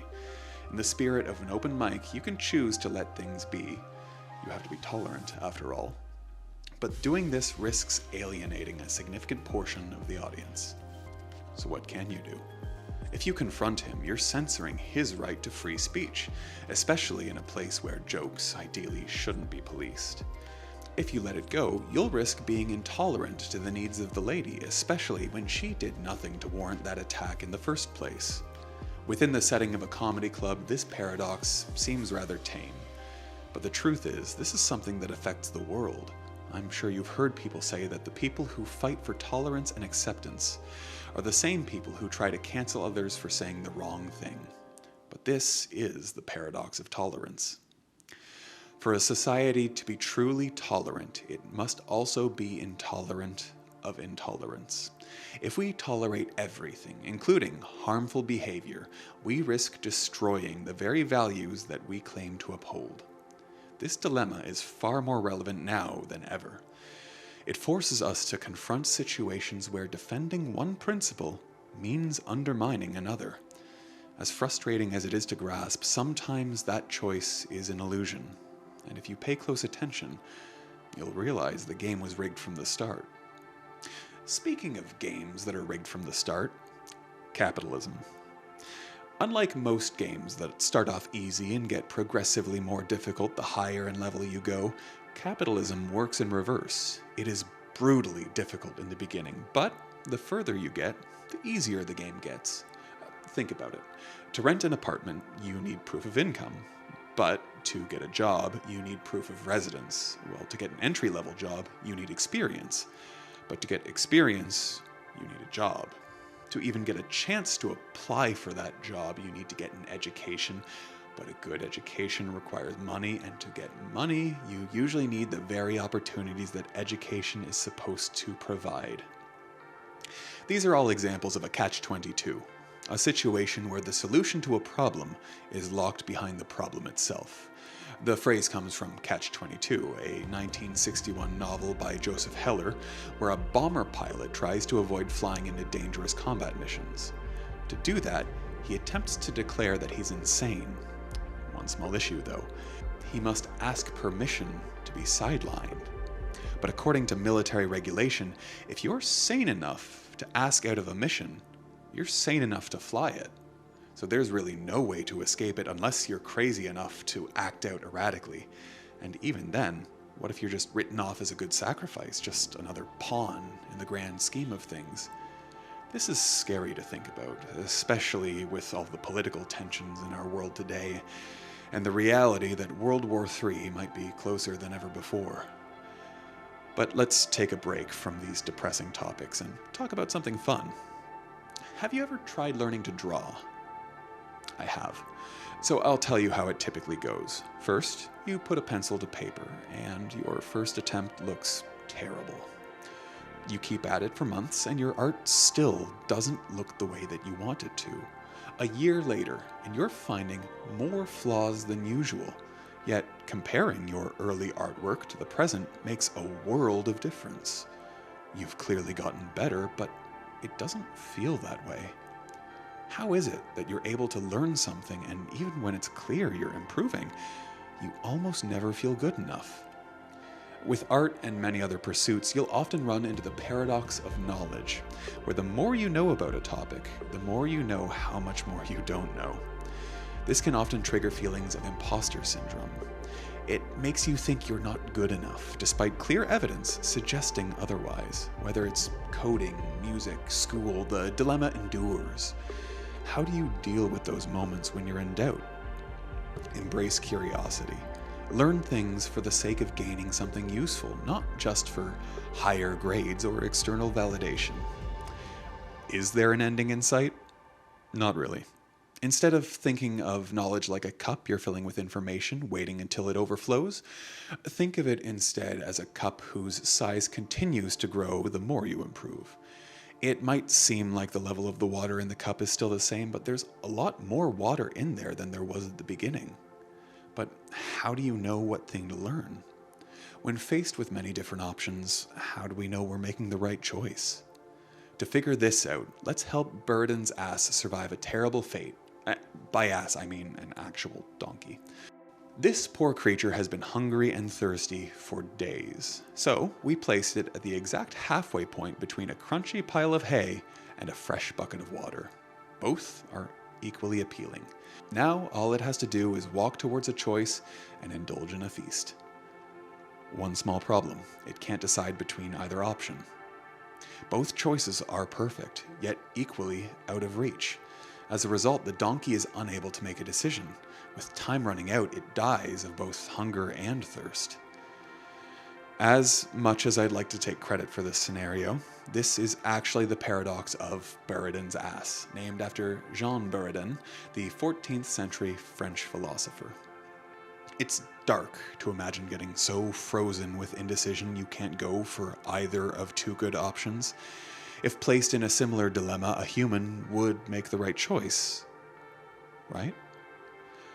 But what if your options weren't hay or water? What if it was the business you've been dreaming of starting versus the promotion you've been waiting for at your current job? Instead of making a decision and sticking to it, you get stuck in decision paralysis, which leads you to slack off at your current job, postpone starting the business, and you end up losing both. The main reason we often get stuck is that, much like Buridan's ass, we fall into the trap of analysis paralysis, where you overanalyze and second-guess yourself so much that you never take action. This gets even worse when there's an abundance of options. This is called the paradox of choice. Contrary to what you might think, an abundance of choices often makes us less likely to choose anyone. It's why you scroll through Netflix's recommendations for an hour looking for what to watch, only to end up scrolling on TikTok for the rest of the night. It's because Netflix serves you with way too many options, while TikTok simply shows you one video immediately you open and gives you just two options: watch or swipe up. Sadly, an underrated consequence of this phenomenon also exists, one where it steals away at a person's entire life. If the job market is screwing you over, you might want to learn a new skill, so you go online searching for high-income skills. From there, you end up unproductive from all the information out there, plunging you straight into tutorial hell. Without anything pushing you towards a specific path, you get lost in all the noise. To overcome this dilemma, consider limiting your options. That means setting boundaries for yourself. I do that by reciting this simple truth: any choice can be the right one, so long as you are willing to live with the consequences. That mantra has helped me to deal with my own indecision. But the truth is, I have no idea what others think of the decisions that I make. And I know it shouldn't matter, but sometimes I'm just hit with wonder. The realization that everyone around me is a conscious, living being. Each random person I meet on the street is the main character in their own story, with their own hopes and dreams and nightmares. And it's not just humans. I recently experienced a strange epiphany while pondering on a cat. No, not Schrodinger's, but a different furball, one that's more infamous. On TikTok, a cat named Maxwell gained notoriety for bullying other cats. Out on the streets, he'd start fights with neighborhood strays for seemingly no reason. But while he was an obvious menace on the streets, indoors he was a huge mama's boy, a soft cat who looked like he couldn't hurt a fly. But once his owner turned around, his personality does a complete 180. Interestingly, Maxwell's behavior isn't unique to cats. Even in science, observation frequently changes a subject's behavior. It's called the observer's paradox. Placing a thermometer in a glass of water slightly changes its temperature. By stealing or donating heat, the thermometer distorts the truth as it attempts to observe it. Across psychology, philosophy, and physics, similar interactions exist, like the Heisenberg uncertainty principle. It's a concept in quantum science that highlights how we can't know the position and momentum of a particle simultaneously. The act of measuring one of these properties disrupts the other. This highlights a fundamental limit in our ability to measure reality without changing it. It's clear that the presence of an observer can change a thing's nature. Yet I have to wonder, if observation changes particles and pets, what happens when we observe the universe? In 1970, psychologist Gordon Gallup Jr. designed an experiment to see whether animals were able to exhibit signs of self-awareness. To detect this, he developed the mirror test. Here's how it works. An animal is marked in a spot that it can't see directly, like a chimpanzee with a dot on its forehead. Then the observer places it in front of a mirror. To pass the test, the chimp must recognize the dot in its reflection as the one on its head. This chimp would ideally try to touch or remove the dot from its own body, not the reflection, essentially proving it is self-aware. For most animals, a random dot on their forehead isn't natural, so noticing it seems likely. However, it's also a human-based way of observing. We notice things more with our eyes than we do with our other senses. But dogs, for instance, would fare better with a smell mirror test rather than one with sight. As for humans, it's not a simple answer either. Self-awareness often influences every aspect of our behavior, like those moments where you're slouching when you see a reflection and it forces you to sit up straight, or when you're sober at a party and you suddenly become consumed by the moment, compelling you to act differently. When you overanalyze your emotions and thoughts, you can end up changing them, especially in ways you never intended. If you're sad, you can't force yourself to be happy. Doing that might just make you anxious instead.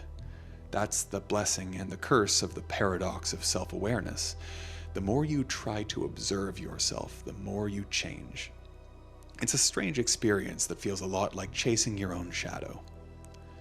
But what even is a self? That's hard to determine. We go through so many changes, there's no real consistent state of being, even in death. The human body is a marvel because it never stops adapting and evolving. Every 7 to 10 years, our cells are replaced completely. It sounds surreal, and when you think about it a little more, it gets baffling. Your neurons rearrange with each change, and the brain adapts accordingly. While this is going on, you remain the same person possessing the same memories. The smell of your mom's secret pasta recipe, the face of your childhood mailman, these experiences stay. Yet the body that observed them is essentially gone. How? This is the essence of the Ship of Theseus paradox, a thought experiment questioning the nature of identity. In the original story, an old ship is in dire need of frequent repairs. Gradually, its parts are replaced, starting with the floorboards and then the sails and other components. Slowly but surely, every piece of the original ship is gone. At that point, is it still the same Ship of Theseus? What if all the discarded pieces were gathered and painstakingly reconstructed? Would that creation be the original ship? If there's a paradox designed to challenge us, this ship is the ultimate test. What gives something a claim to its identity? Some may argue that continuity is the answer, like with the ship and us humans. We see gradual changes over time. Even if years pass with all the parts replaced, continuity stays present, therefore preserving identity.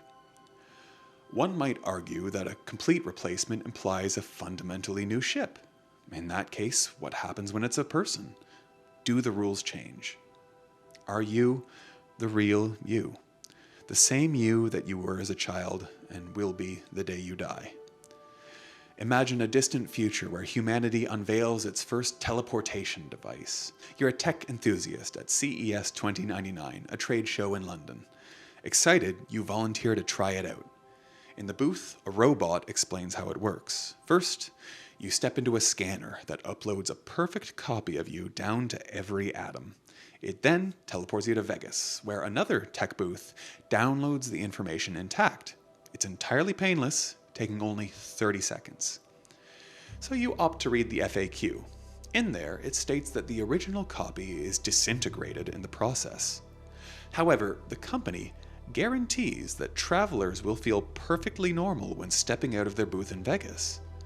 Now, what if the teleportation device malfunctions and fails to disintegrate you, but by some miracle it still creates a new you in Vegas? Well, distressingly, there are two versions of yourself with the same fingerprints, hobbies, friends, and family. Which is the real you? This thought experiment asks us to ponder on what gives our lives meaning. Are we our bodies, memories, or something even deeper? Is there even a point in asking these questions? Perhaps not. After all, we are tiny, sentient dots standing on a floating ball in a silent, empty cosmos. So what do we know? Well, very little, it would seem. The universe is 13.8 billion years old. The Earth has only been around for 4.5 billion of those years. And Homo sapiens? We've only been around for 300,000 of those years. That's a shockingly minute amount of time. To put it into perspective, if the Earth was a 100-yard football field, all of the recorded history would fit into a width of a human hair, not even a blade of grass. And we're just a pale blue dot in the infinite vastness of the universe. According to the Kepler Space Telescope, there are at least 100 billion planets within our galaxy alone.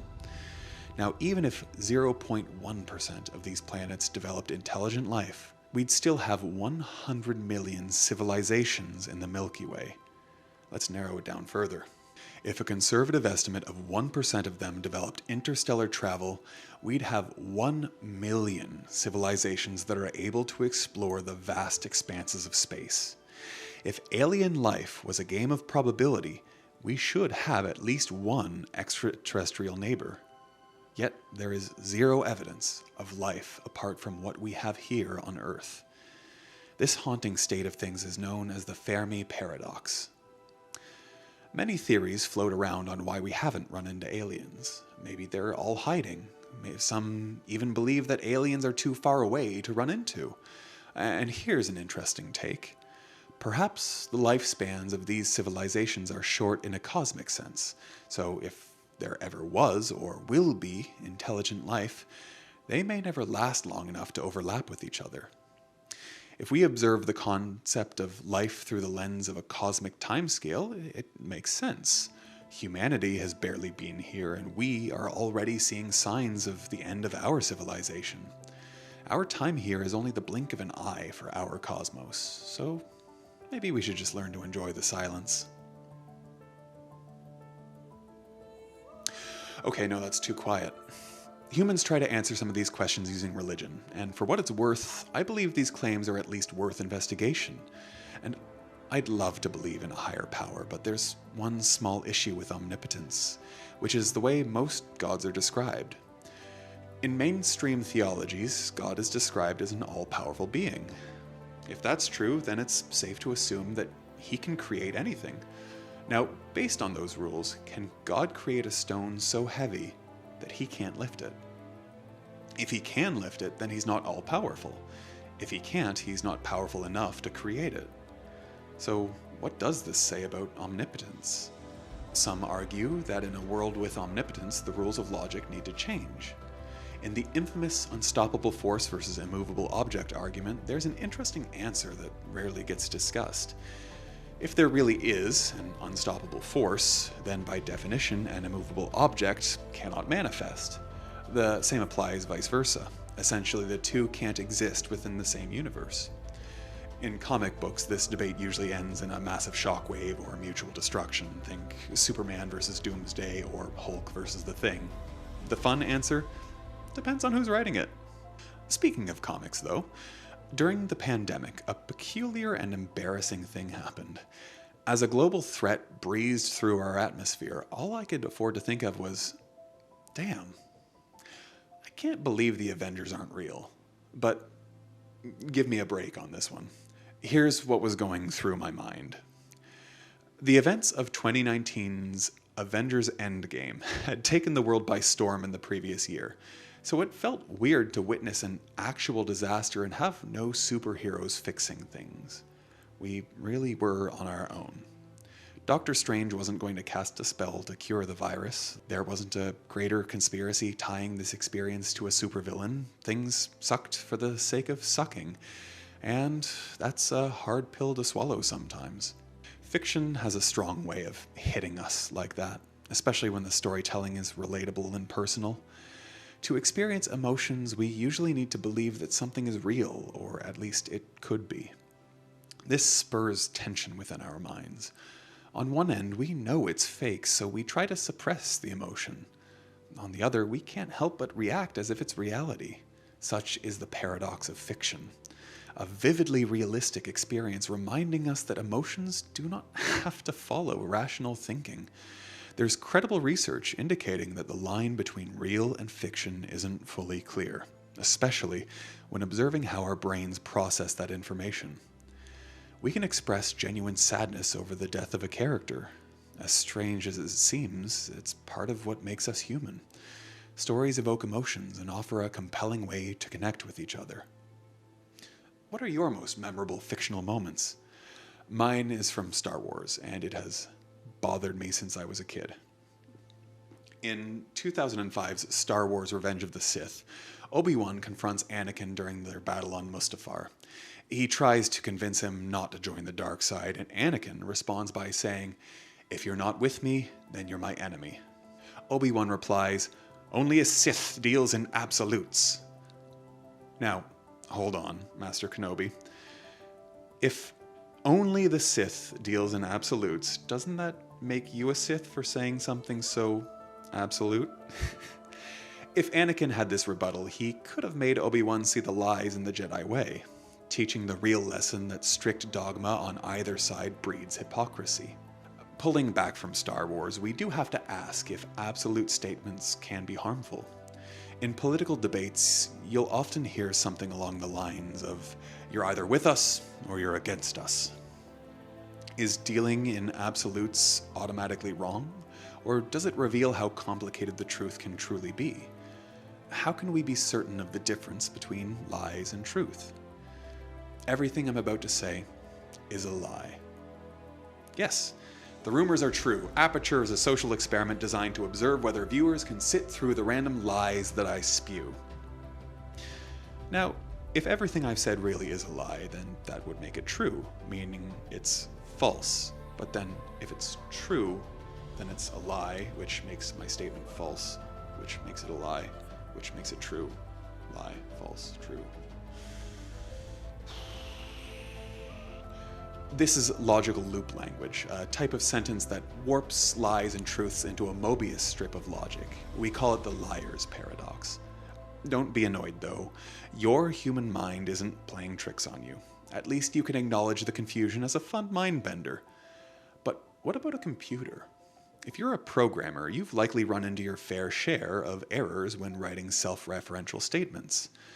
After dealing with those, the liar's paradox might feel like seeing an old friend. The ways we define and communicate meaning are constantly evolving.